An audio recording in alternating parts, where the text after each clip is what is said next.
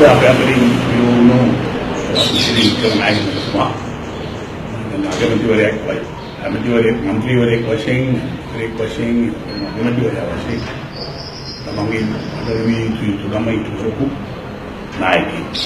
ඒ වගේම එතුමා මට වාසනාව ලැබුණා.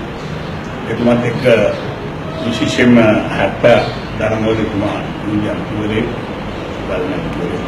ගේනා එතුමාත් එක්ක කටයුතු කරන්න.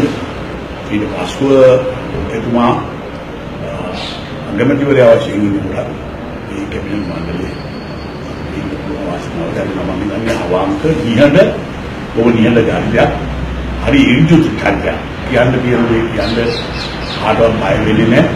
Tamanට මොකද්ද වෙන වාසිය කියලා නෙවෙයි උදළු ඕකට සත්‍ය Taman කියන තුව ප්‍රකාශ කරපු නායක.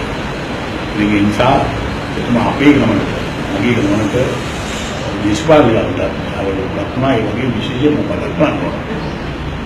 යුද්ධ සමයේ අගමැතිකම දරුවෝ එතුමා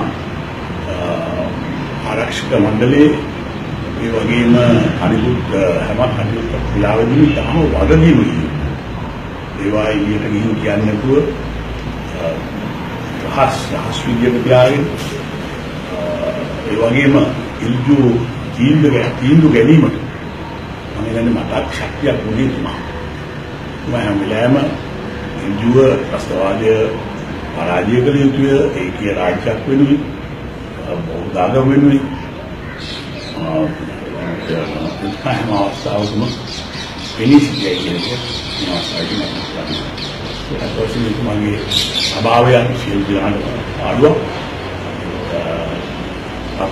පාඩුවක් ජාතියට පාඩුවක් නොවන අවස්ථාවක ජනාධිපති කීකරණය යටතේම අගමැතිවරයෙක් දාසනවා.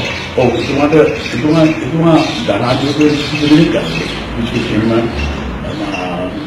අගමැතිවරයා මගේ යටතේ උදව්වම් කරන්ට වාසනාව ලැබුවා. මම හැකියාව දුන්නා.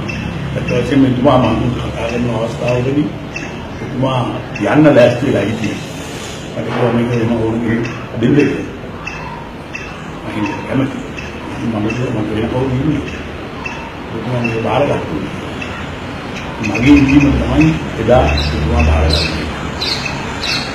ඉතින් කවදාවත් අනිත් පස්සේ ලැබුණේ නැහැ.